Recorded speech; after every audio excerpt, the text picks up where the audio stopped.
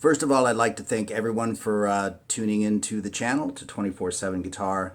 And I put up a video for Good Times, Bad Times, I think not too long ago, and got several requests for the solo, so I thought I'd go ahead and do that. The first thing I'll do is I'll just play it up to tempo and with the backing track, and then we'll just break it down lick by lick, phrase by phrase, okay?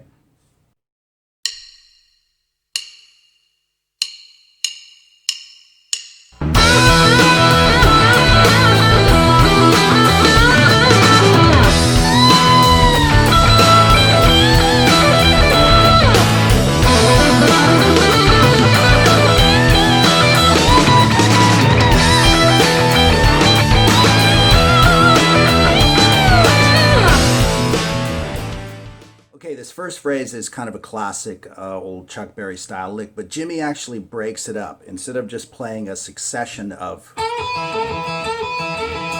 he breaks it up like so.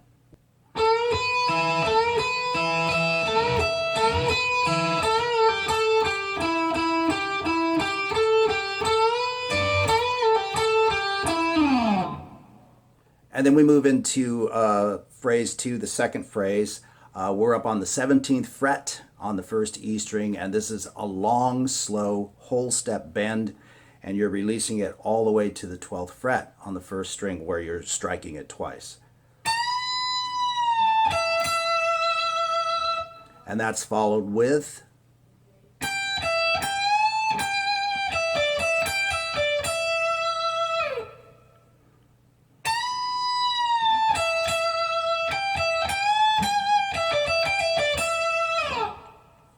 and as you can probably see from what I'm playing, a lot of alternate picking to nail this solo. A little bit of cross picking like on the first lick, down, down, up.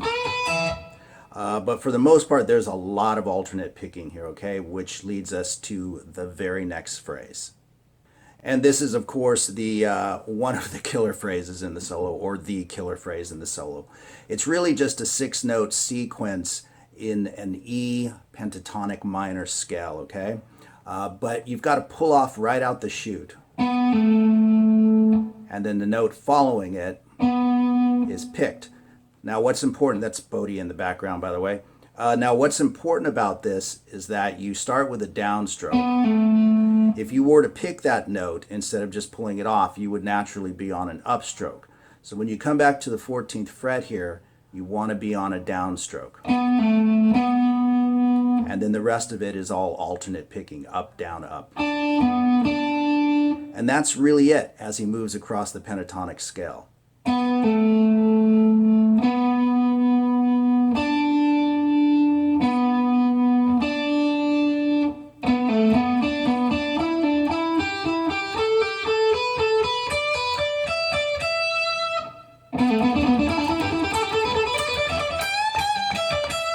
So the phrase at the end there, another full step bend on the 15th fret. You can see all that on the tab, I'm sure. And so that whole phrase, that whole part of the solo is played like so.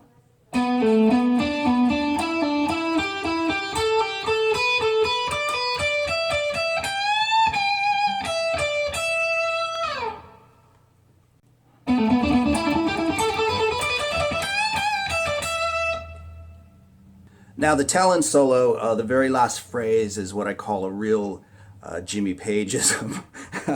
You know, it's just his unique use of bends. It might not be totally unique to him, but it's definitely a recognizable part of his style. So we're bending the first E string at the 17th fret.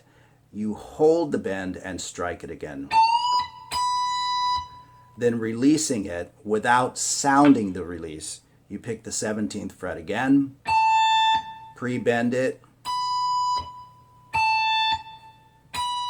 So you don't want to hear the bends rising or falling except for that very first one.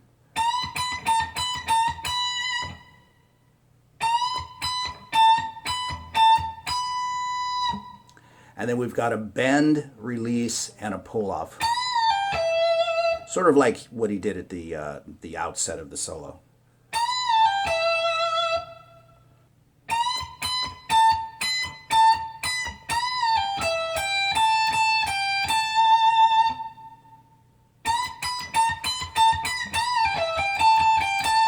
And then the very end of it.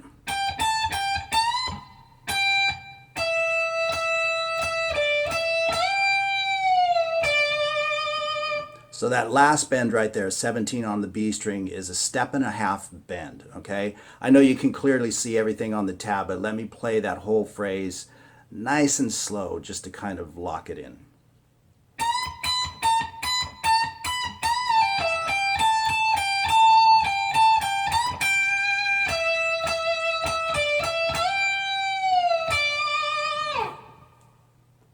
Okay, so here's the whole thing played nice and slow with the appropriate tab going by on the screen.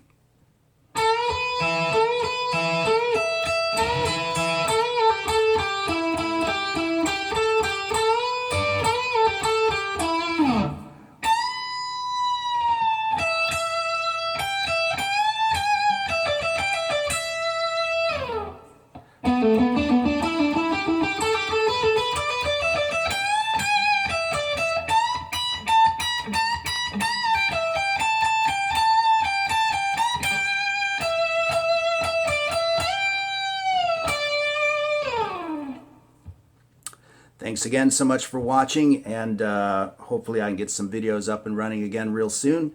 And peace.